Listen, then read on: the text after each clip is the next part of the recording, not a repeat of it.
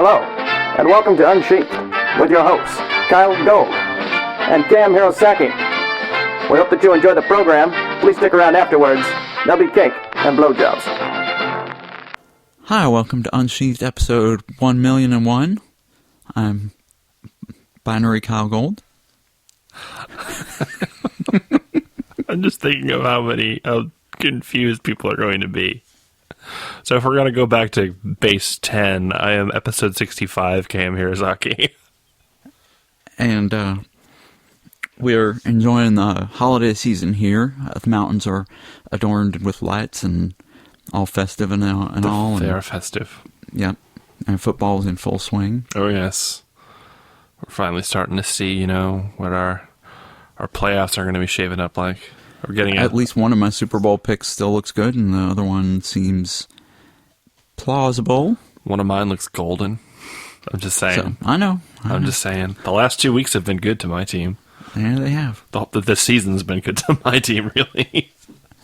Yeah, except for that Cleveland game, huh? We're still 11-2. Shut up. Anyhow, we've got some stuff to talk about today. We got some letters. We have promised that we will pick up the slack on our blowjob references. Oh, yeah. So, get ready. Talking about love. Brace yourselves. With your mouth. We love our fans with mouth. Oh, well, at least that's what Coulson's intro promises. Yes. Well, why don't you start us off with... Yes, from the news desk. For the folks who want to swing by and check out WikiFur, Unsheathed has gotten recently a nice expanded write-up on the show, what it's about, and the details and history of it, courtesy of Mwalimu, who was at our FFM show. Ah, cool. Yeah. Thanks much for that. Not to presume on the good nature and time of our fans, but we were just thinking it would be kind of cool if there was an episode list somewhere. We should try to put that together, but I don't have all the... I guess I do have the summaries in the RSS file. I could just sort of... Yeah, you can pull those snag up. them down. And he does list, however, which episodes are our live episodes. That's cool. Which tend to be pretty entertaining. I like to think we're always entertaining, except for maybe episode 2. Well, I think that's where the androgynous robot fox came up. So. And that's also where the may or may not be wearing pants came up. Yeah. So, jokes that have stood the test of time. Yeah. Although we haven't mentioned the androgynous robot foxes in a while. They're around. Mouths open. Program to serve. Speaking of mouths open, I am drinking a 2004 Spätzburgunder, which is this very nice German wine. It tastes very European. And it's got a fox on it. And he's prancing, hindquarters raised, tail high. Not all foxes are bottomy sluts. Oh, sorry. I see what you did there. I'm looking into the future. He's foreshadowing. We're also looking forward to our Las Vegas episode, which will be another live show. That will be number 67. There's no great significance to number 67, except that we'll be in Las Vegas, probably the night of Saturday, January 1st. And we'll have further details on our FA page. I'm trying to think if there's any major sports figures who are number 67. I'm sure there were. Yeah, none that come to mind at the top of my head, though. There have been articles on sports sites listing the top players to wear each number. Really? Interesting. Yeah. I can't think of anyone who wore 67, though. Yeah. And I will not pull up my iPhone and look it up. I'll pay attention to the episode, I promise. So, if you're going to be in the Las Vegas area and you want to come join us for a show, we will have details posted once we get more of them settled out. Yeah. So, people who don't have plans and want to take an impromptu vacation to Las Vegas on New Year's Eve. Yeah, New Year's Eve in Las Vegas is pretty awesome. Yes, it is. Just ask Adam Wan. Or just go to his gallery. If that's still there, I don't know. Did he restore all of his gallery? I know he was in the process of doing so. Okay. Still looking for books for our top 2010 list. We've not gotten any emails yet about them, so... No. We're expanding it to include any books that you read during 2010. Just bonus points if they were released during 2010. Because we realized that I've read I think 2 books that were released during 2010, and Hirosaki maybe 1 or... I realize there are books that I read that were released in 2010, but they've all been furry books, which doesn't mean they're bad. But, I mean, I think I probably talked them to death already. But Does it count if I read a book that was released in 2010, but I read it before it was released in 2009? I mean, let's go for it. I'm not counting the books that I wrote that were released in 2010. No, I would hope not. The best book I read in 2010 was mine. It was simply delightful. The best book I went back in time and read in 2010 was So Real. Speaking of, Bridget's bonus story is finished. It's off being read by beta readers. I think that's the same thing that I said last week, so nothing new on that front. But yeah, and we're looking to also have, possibly in our Las Vegas episode, or possibly in the interim episode between Further Confusion and New Year's in Vegas, we're going to look to have Coulson on the show. You may know him either for his music that he does. He posts a lot of it to FA, and I know he sells digital copies of his albums. He does? Yep. And he also does the intro and outro to our albums. He put together the intro to our show. Very nice. You might know him from that.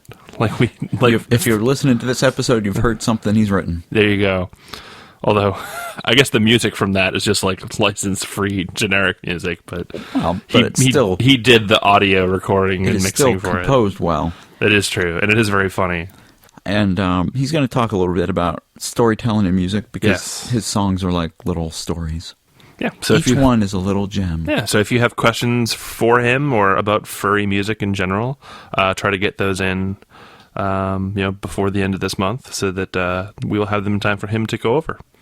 And speaking of guests, we're going to announce our guest for episode 69 live at Further Confusion. Drum roll, please. Kit, you can put a drum roll in later, right? Our guests are going to be the Further Confusion writing guest of honor, Paul Kidd. Yes, he's an Aussie. Whom you may know from his book, A Whisper of Wings. And we've talked many times on this show about lessons we learned in our screenwriting classes. Yes. And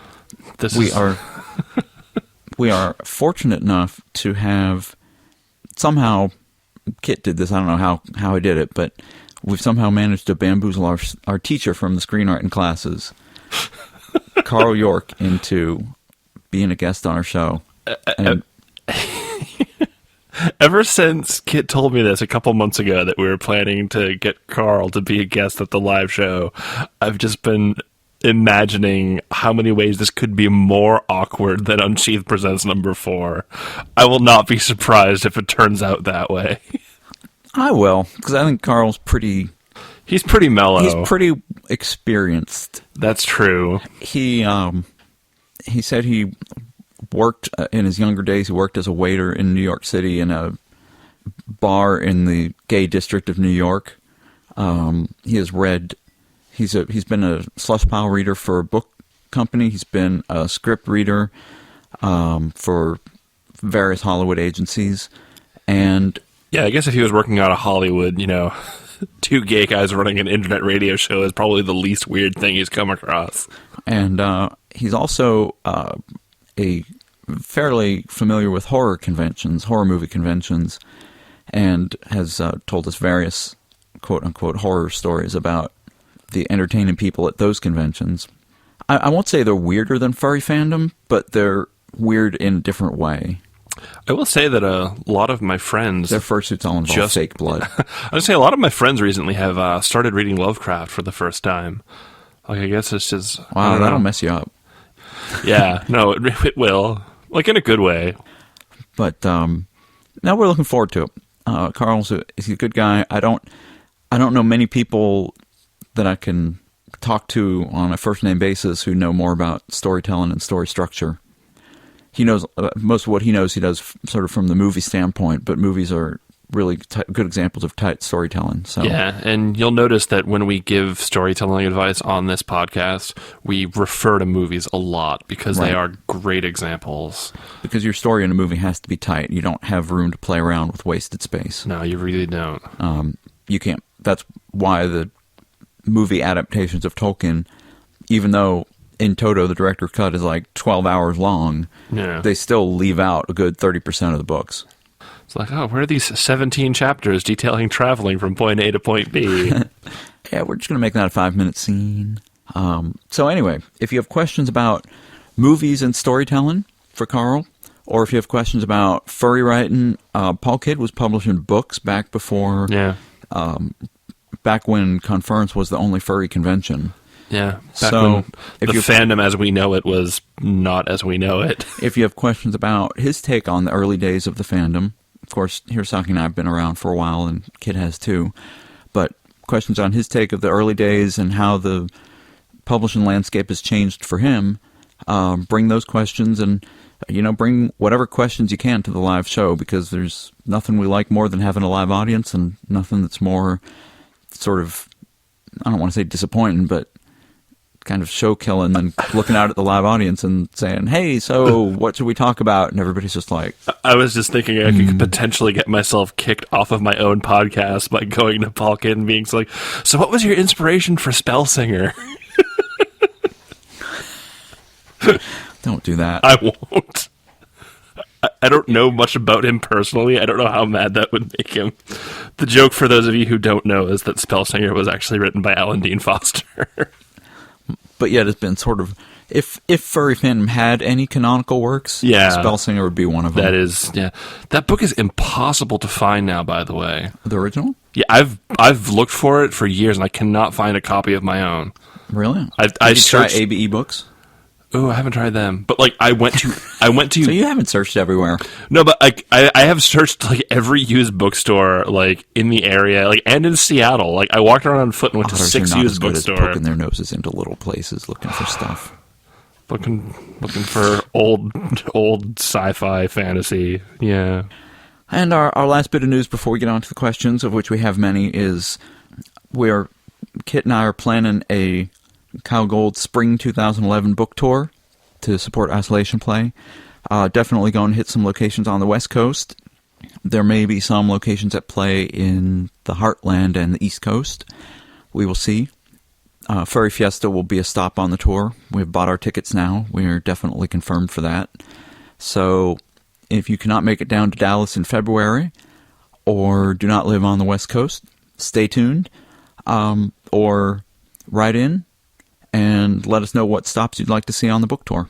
And if you can get, what would be our cutoff? 10 people? 15 people? If you can get a bunch of people at in one location, then... But they all have to promise to buy a book. Kit says 15. So let's see how that works. We will try our hardest to make it there. You guys are going to end up in continental United States. You guys are going to end up Disclaimer. in like Cheyenne and be like, how do we get bamboozled into coming to Cheyenne? Cheyenne would be fine. We go to Colorado all the time. It's like an hour and a half away. I'm more worried about ending up in Omaha. If you can find 15 gay people in Wyoming, I will be shocked. Oh, I'm sure there's 15 gay people in Wyoming. Just not sure that they're all in Cheyenne, but... Oh god, like I saw like I'd assume they sites, all like the population of Cheyenne is like super tiny. It's like not even like 250,000 people. I've seen Brokeback Mountain. I know they all live in ranches out in the, way far reaches of the. That's where the Tetons are, isn't it? Yes, they probably. Yeah. Like I look at pictures of Cheyenne and I'm like, it looks like Mountain View, but more spaced out. Like someone dropped Mountain View from a great height. I think there might be more people in Mountain View than Cheyenne. Actually, probably not. I think Mountain View's only, like 90,000 people? I'm about 96. Yeah, I think Cheyenne's around 200,000. Anyway, let's move on to the questions. Hello, sirs. First, I wanted to thank you for reading my letter on the Speed Round episode of Unsheathed. It was great to hear your answers, and I'm glad you seemed to have fun with it, with the possible exception of Lovejoy, who I hope isn't truly upset about my little OtterML tag. But as promised over Twitter, I've put together a little apology letter. It was all done in good fun, so I hope none of you take offense. Even though you said you might, Lovejoy, you certainly don't need to read it on a future episode if you don't want to. But I do hope you get a kick out of it. Merry Christmas to you all. Hope you have a wonderful holiday. Maguzi. And Maguzi corrects us on the pronunciation of his name. Which I mispronounced, I'm sorry. While I love the mental image of a weak mage carrying heavy artillery, Maguzi is actually pronounced Maguzi. At least that is how I pronounce it. It's Swahili. which makes more sense. That it's not subject to the English language rules. That's the second Swahili name we've come across this podcast. So here's his letter. Dear Mr. Lovejoy, it is with the utmost sincerity that I apologize for my recent letter to the esteemed Unsheathed podcast. I should have known better than to lure an otter with bait he couldn't refuse. An open zipper. Oh, no. A greeting marked by the Weasel Voice Otter ML tag. I have nothing but respect for you and everyone involved with the podcast, and I do hope you accept my apology. As a peace offering, I would like to make a couple of changes to Otter ML. In addition to the Weasel Voice tag introduced in my previous letter, I have added 2 new tags, Fox Voice and Otter Voice. I'm not entirely sure why Otter Voice wasn't already a tag in a language called Otter ML, but let's ignore that plot hole for the sake of the joke. Here's an example of their usage. Fox Voice. Not all foxes are bottomy sluts. Otter Voice. But it flusters me when they are. I know that you are an honest, upstanding weasel who would never use these tags for evil, but if you're ever tempted, you now have the power. Kindest and waggiest of regards, Magoozy. I don't know why I would be flustered by foxes being bottomy. Well, although apparently I get called out on it when they are. Well, yeah. That's a nice sucking up to Lovejoy letter. I'll just blame Ricochet and leave it at that. We blame Ricochet for everything.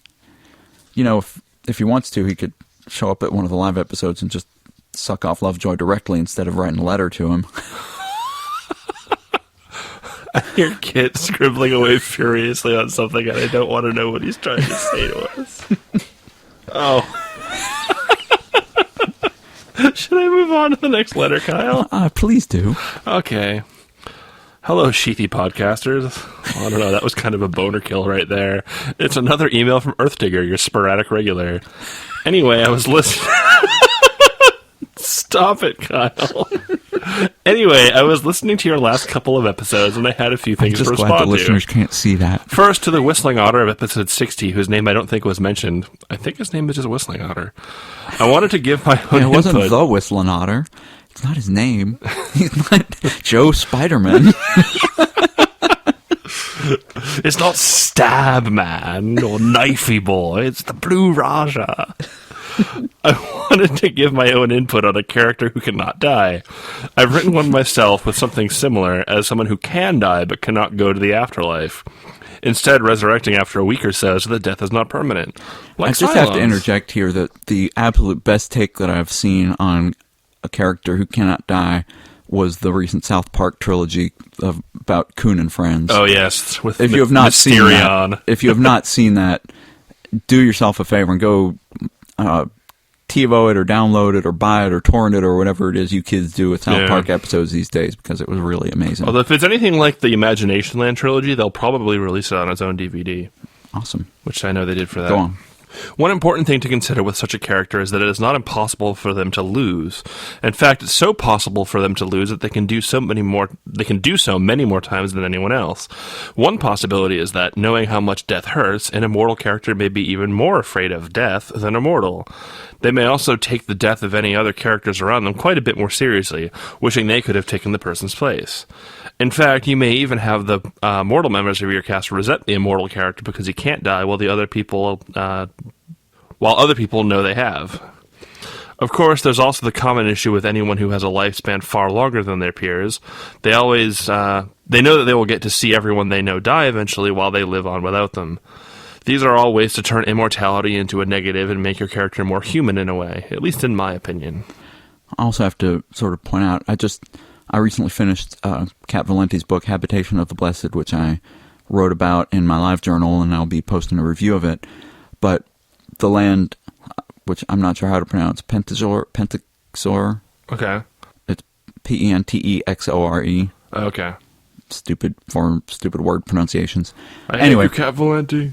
All the inhabitants of that land drink from the fountain of youth, so they never die. And that means that they're all immortal, and so she has various ways of how they deal with that, which are very interesting and well thought out, well realized. Another example to look at is in the classic Japanese animation Giant Robo, there's a character named Kenji Murasame, who also can't die, and the main character actually basically just tears him a new one at one point. He's like, I'm watching all my friends die all around me. It's I don't even like you, and you're still alive. And he resents this guy for the fact that he can't die while everyone else can. So yeah, I think that feeds into his point. Now on to my question for Kyle and KM. I was writing a story a while back containing said character as the main character, and as part of the world building I made a shy supporting character that was a rookie in the same group. Over time as I was writing it, I realized I was far more interested in telling this rookie story and decided to focus on him instead, as I felt the story was better for it. Have either of you wound up with a character who was supposed to just have a supporting role becoming the main character? Or alternatively, had a case where a supporting character got their own story, or at the very least had fans that wish they did? Not including my own opinions on Amir and Finn. Oh, well, have we got a surprise for you? I look forward to hearing your response, Earthdigger. Have I gone on in my bit here on the show about The Great Gatsby? I probably have. Or is it too much to surmise that any of our listeners have read The Great Gatsby? Honestly, I've read it, but it was so long ago. But I mean, that's a case where, I guess it's not directly related, but you've got, the story is nominally about Gatsby, but the main character and the narrator is Nick. Right. And so, like, you sort of, you're getting the experience through him, even though you have this other character that, like, the story's more about, and which is, that's what this sort of reminds me of. So, I mean, that's an example to look at. And honestly, you can do worse than to look to F. Scott Fitzgerald for, writing chops. That's true. Yeah, I kind of want to say, he brings up Bridges, and initially, the initial story of Bridges was just supposed to be the first one. And yeah, because I got you thinking about three ways and spit roasting. Exactly. And, Hayward was just going to be the fox who ended up sucking off Amir, not the, focus of the entire book. But after I'd written the first story, I was kind of like, well, Amir is more the one who gets pulled into all this. And Hayward is actually the more interesting character because, as I think we talked about, what kind of character puts himself in those situations repeatedly. Someone who is so very sad and broken. Not to spoil the story if you haven't read it. Not to say that if any of you out there are into three ways, that doesn't mean that you're sad and broken. Don't worry. No. We're not trying to say that. This particular pattern of behavior. So, I mean, that kind of happened with me. Most of the time, though, the story ideas that I get stem from a character in a situation. Yeah. And so, I don't really... I sometimes end up with supporting characters that then get their own stories. Like, the Forrester universe is all full of... I wrote a story about Alan once, who was Lee's ringtail friend from the Flag. Yeah. P-Flag is different and real. Yes. But, I don't know. What about you? Seeing as I mostly write short stories, it's not super applicable in that case because most of them are also one-offs too. So it's kind of hard to really get into that. I mean, there are minor side characters in Summerhill that over the course of it becoming a novel instead of just a short story, they sort of took on bigger personalities and warranted more stories just as a matter of course. But that's not quite the same thing, I don't think. Right. All right. So, I mean, I think it's perfectly valid. I think you've got to follow where your interest is and what engages you. So, if you're more interested in a side character, then go for it. Follow that up. Yeah, I mean... But, it sounds like you already did. Other things do this too. Like, if you watch Burn Notice, the character of Sam Axe, who's played by Bruce Campbell, is getting his own spin-off made-for-TV movie, which I am very much looking forward to because, A, I love Bruce Campbell, and B, I think that Sam's a really fun character, and I think it's cool that they're sort of letting him get the spotlight for a little movie here. Cool. I know you don't watch Burn Notice personally, but... We want to. It fits the just trope. Doesn't have the time. No, it fits. Oh, yeah. All right. So, hello. We did. I talked about Hayward sucking off Amir.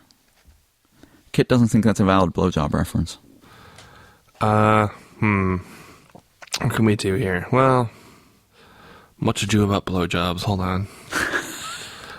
I was thinking about, three ways and spit roasting. I'm like, I could reference three ways I've been in, but that might not be good. I think he wants us to say something like it's when, it's kind of when, like if you're starting in to make out with someone and you start on the blowjob is kind of a prelude to the actual sex, but then you find out that you're enjoying the blowjob so much, or he's enjoying it so much that that's just how you finish.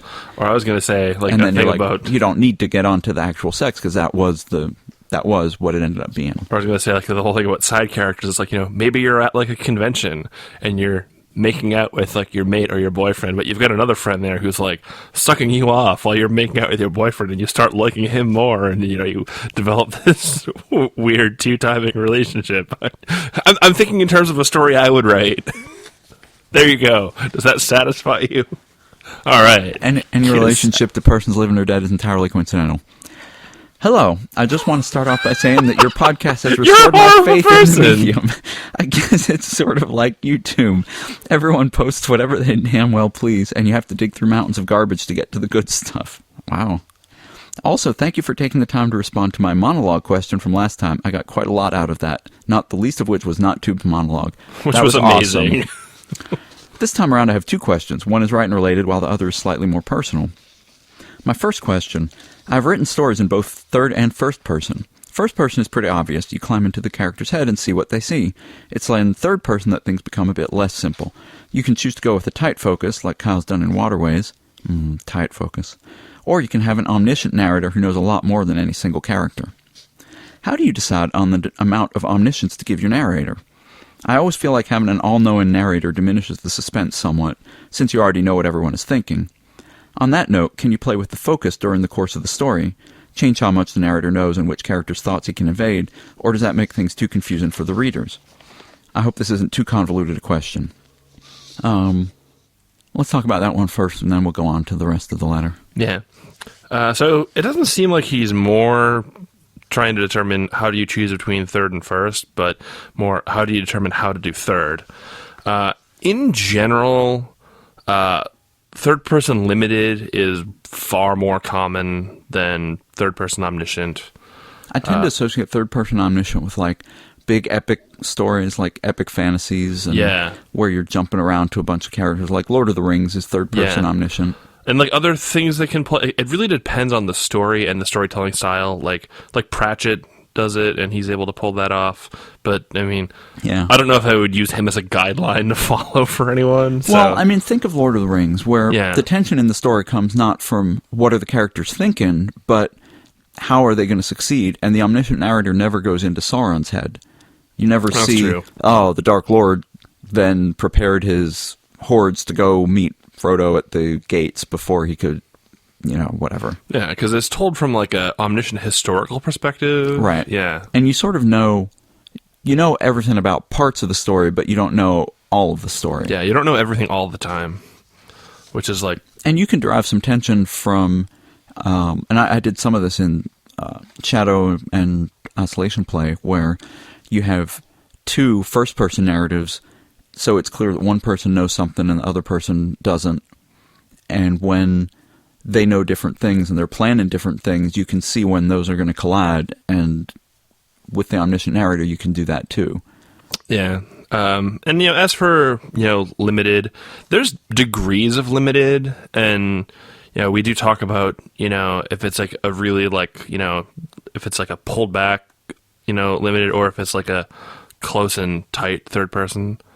I like my third person tight too, like a coyote's muzzle when it's wrapped around my dick. If you look at most of my stories, the ones that are in third person usually are a pretty tight third person.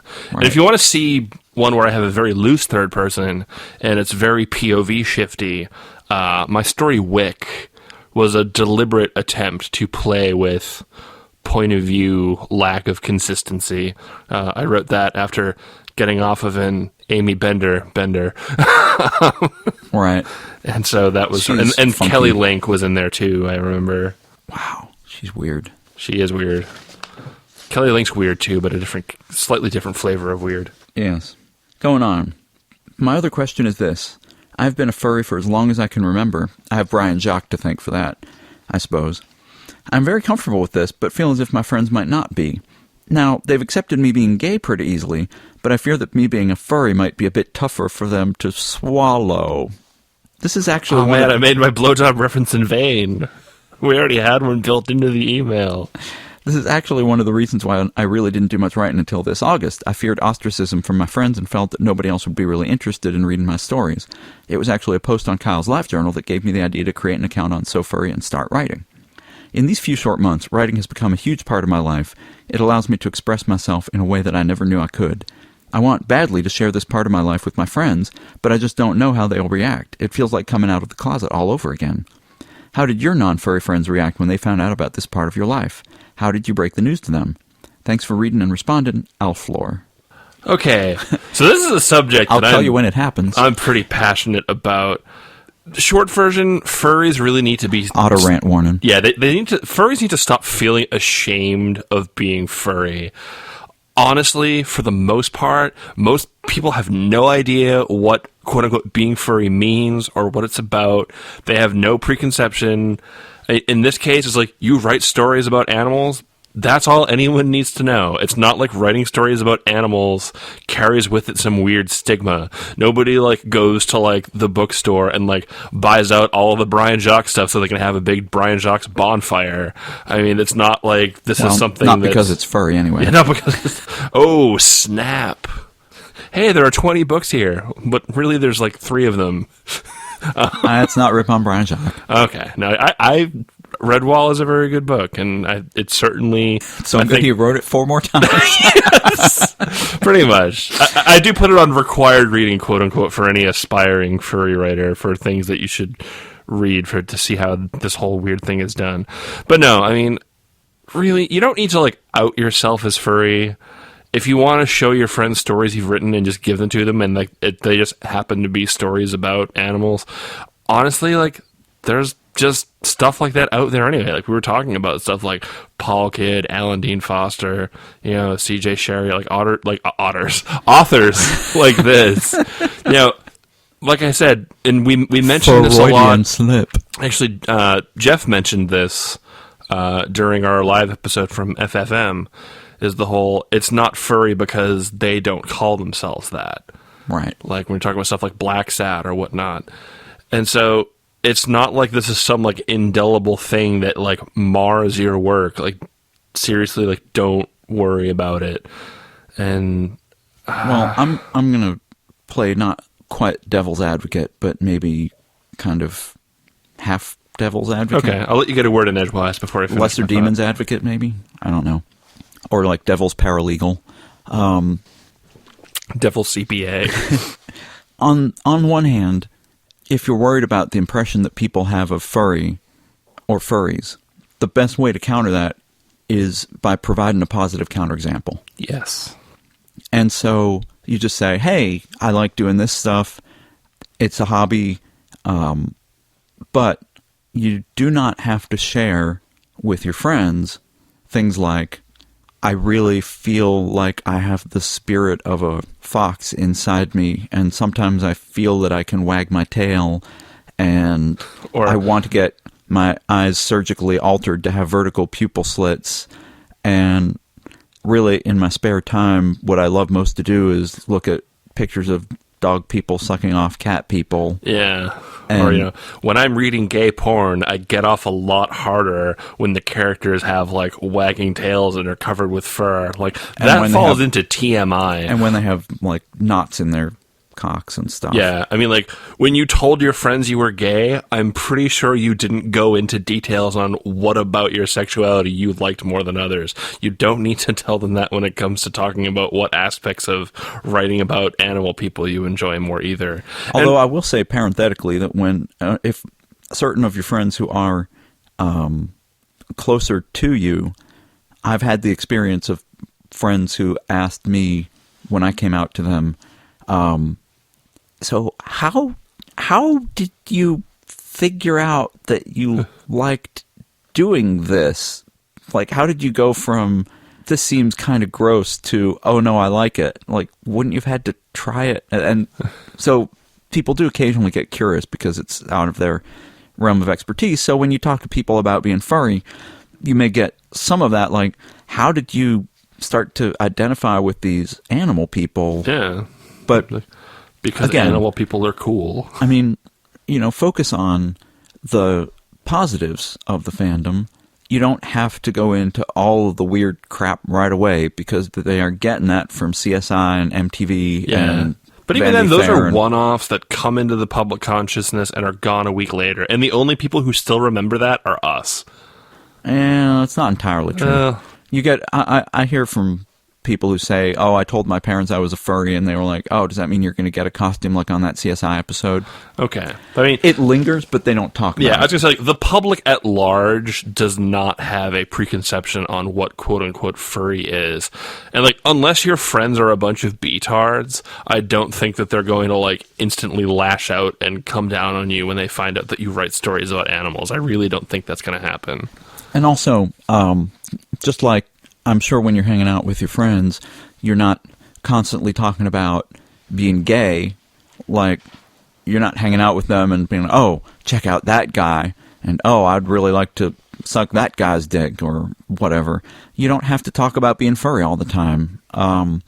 You can talk about the stories and say, "Hey, I'm having a really good time writing these stories," but you also have to accept that it may not be something that your friends are willing to invest any time or energy into.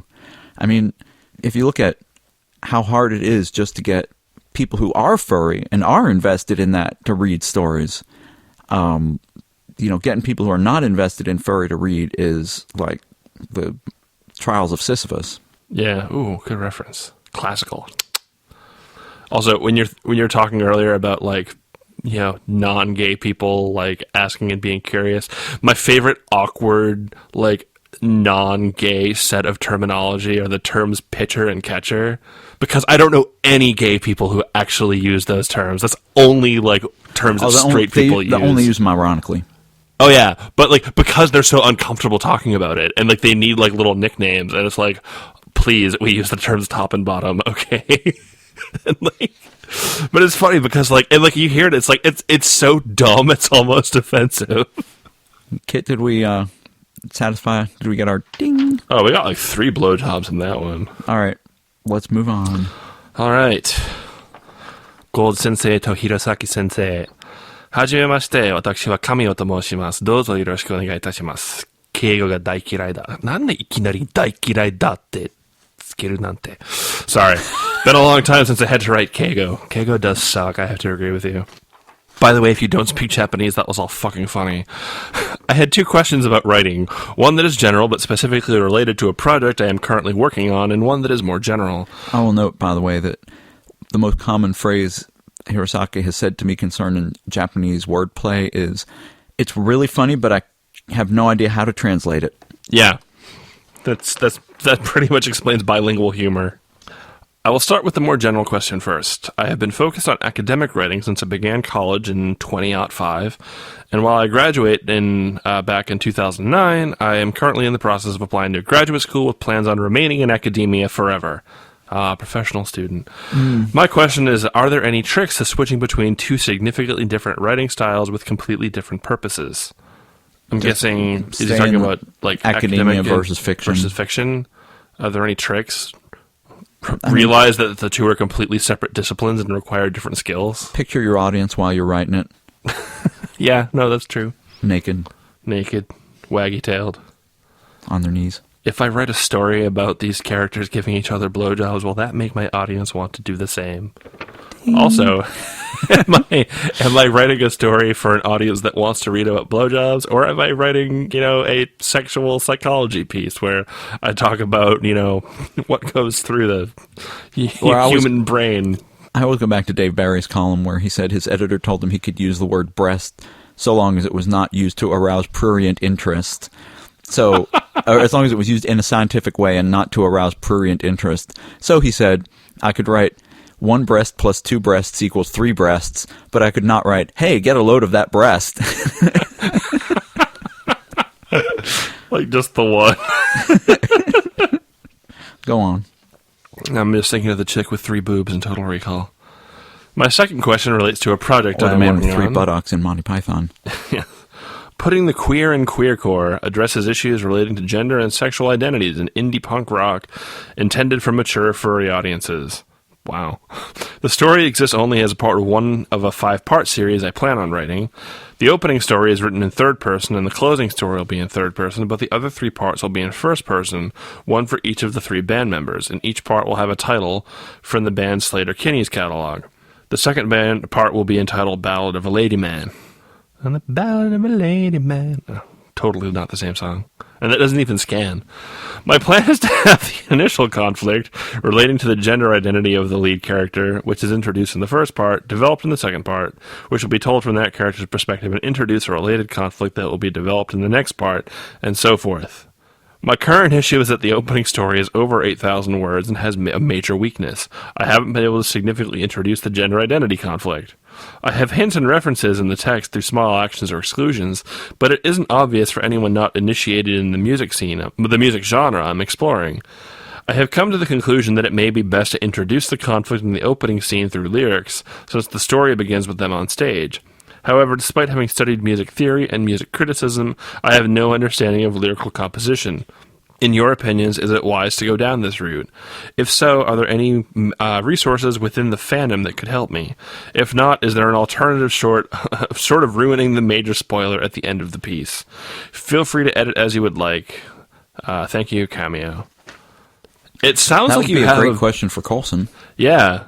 It sounds like you have a very complex story in mind, and it almost sounds like you don't quite have it all sorted out in your head. I don't mean that as an insult. No, I will say that I'm familiar with that problem of, I need to introduce this plot twist in this section, and then you just can't make it work. Yeah. And it never comes up. Hi, Summerhill. I'm a little bit puzzled, I guess, why you feel that... I think it feels like you're worrying a little too much about making plausible lyrics to introduce your thing. I mean, the closest I've found to lyrics are poetry, but you also have to remember something this is something I heard on, I think it was This American Life.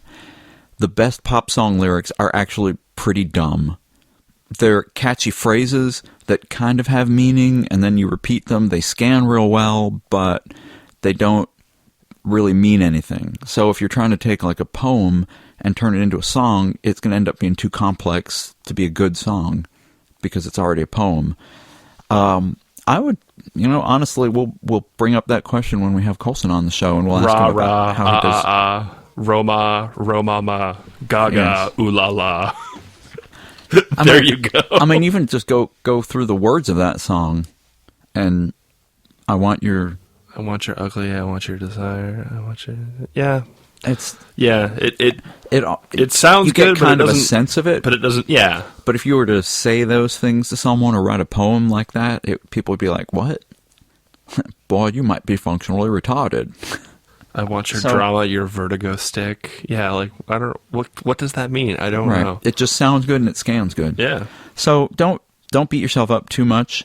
I'm not sure I would put the gender conflict into the lyrics, though. It's probably best if you can figure out a way to do it within the confines of the story.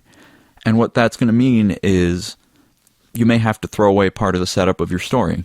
Yeah. A lot of what you're writing sounds like it's probably set up and world building and background before you get to the actual point that is the point of your story. So start later, throw out 4,000 or 5,000 words of your 8,000 and then keep writing until you get to the conflict part. Yeah, that's a good suggestion. And really, when it comes to longer stories, one of the things that you tend to find is that the beginning is what you end up throwing out. Yep. Quite often. Yes. Did we get our ding for that one? Yeah, I think we did. Yeah, I was talking about writing academic papers about blowjobs. There you go. Ding. Yeah. Okay. Greetings and rudder wishes to you both, plus whomever you may happen to have on the show at the time you read this. It's getting chilly, so that means it's time for football, turkeys, and NaNoWriMo. This will be the first time I'm attempting it, so I want you guys to call me out to keep me on the right track. I should point out that we answered this letter privately because we knew we were not going to get to read it on the air right away, and we didn't. I do have one problem. The story I want to write 50,000 words of is an idea that's been floating around in my head for a good, 2 years now, and I think it's high time it makes it to paper after about a dozen rewrites in my head. One planned key plot point of the story is the development of a romantic relationship between two of the main characters. In my loose outlines of the narrative, we've already talked about loose versus tight, several times that development is brought about by intimate sexual scenes. Now, here lies my problem. I'm 16, turning 17 in January. I don't have much experience in that particular area. I want to use NaNoWriMo as a springboard to finally get this thing written, but I don't want the narrative to suffer because of my lack of sexual experience. As if this wasn't problem enough, if I do get the entire story written, I want to get it published, but I don't think that Sofa Wolf of Her Planet will be inclined to publish a story that contains material that the author legally shouldn't be touching with a 10-foot pole. So there's the problem. I've already discussed this extensively with my girl, and she thinks I should go for it, but I want another opinion. I'm putting my neck on the proverbial chopping block, but if I don't get some advice from people with life experience, I think my head will explode. Besides, I think this letter will, at the very least, spark a very interesting discussion. Sorry about the wall of text, and thanks for the weekly dose of hilarity your podcast brings. Oh, and of course, you know the great stories you both write. Fondly yours, Shane Ravenwood. P.S. Hirosaki-san, finish Summerhill. Working on it. I'm very impressed you didn't say, fuck you. I don't want to swear at somebody who's underage. So there's a question. How do you write a story about giving an awesome blowjob if you've never given an awesome blowjob yourself? Well, it says he has a girl, and if she's under 18 also, then it's not technically a crime. That's true. Notcast went into great detail about the Romeo and Juliet laws. Romeo and Juliet laws, and when it is a crime and when it's not, and, you know, depending on what state you live in, you may already be over the age of consent, or you may be by January, because I think 2/3 of the United States, the age of consent is 16 or 17. That said, I think the most populous states, it's 18, California, New York, and maybe Illinois, although I'm not sure about that one. But, yes. Well, you know, one way to do it, and really walking a fine line here, what we told him in the letter was, go for it, write the story, because honestly, what's going to happen when you're done with your NaNoWriMo story is it's not going to be a publishable story right there. No, it won't be. You turn 17 this January, you're going to turn 18 January 2012, so take that year to keep on editing the story, finish it up. Chances are it's not going to be a finished story either. Yeah. So finish your first draft, do some editing, pass it around to people that you feel comfortable passing it around to, and, you know, come January, go out and get a whole lot of experience and then polish up those sections and send it off. Yeah, and honestly, like, a year plus is not, you know, too much time to expect on working on a novel. I've been working on Summerhill for over a year, and I do have several years of publishable writing experience behind me. You know, it's not like it magically gets easier or faster, or like you can just skip over it. In fact, the more you learn, the slower it actually gets, because you start to have all these other things that you're trying to keep track of in your head. Yeah. You also become more diligent with editing. You understand that rushing isn't going to make it better. Right. And the stuff that slows you down at first, like trying to keep consistent character voice, once that becomes second nature, then you start worrying about things like carrying themes throughout a novel and imagery throughout a novel and being consistent in other areas. So there's always more to... And it's like, oh, is the tone of the story matching what I want? You know, is my use of language? Am I pulling this secondary character's arc in enough? Am I pulling it in too much? And are there enough blowjobs? Are there too many blowjobs?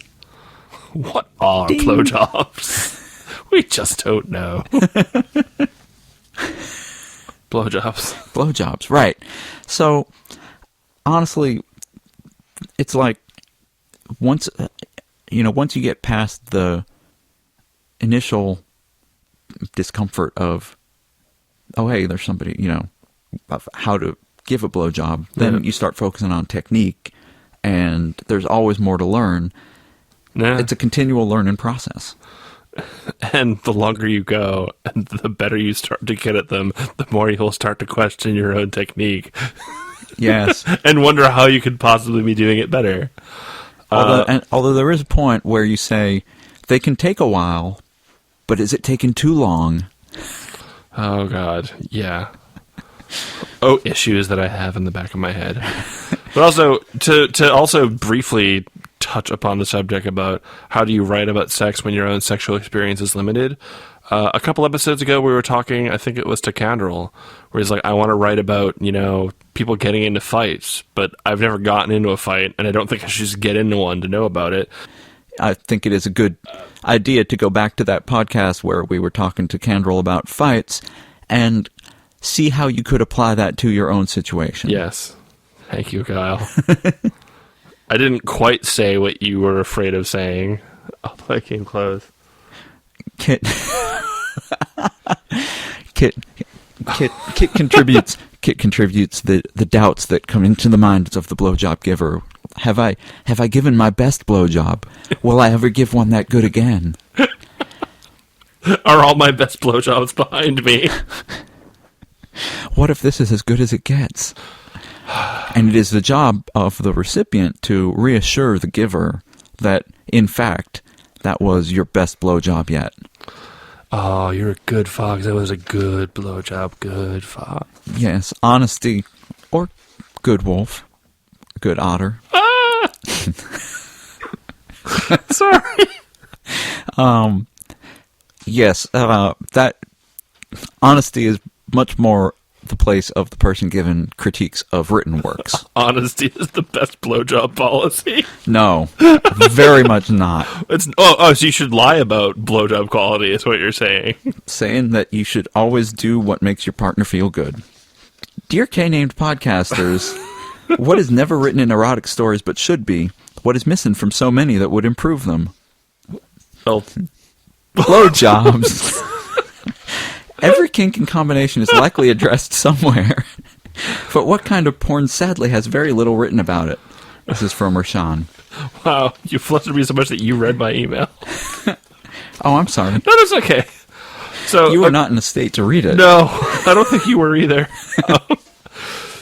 I will say, if the internet has taught me anything, it's that there is nothing out there that is never written about erotic stories. I'm pretty sure that somebody somewhere has written porn about everything under the sun. Yeah, and I would say I can't think of any kind of porn that sadly has very little written about it.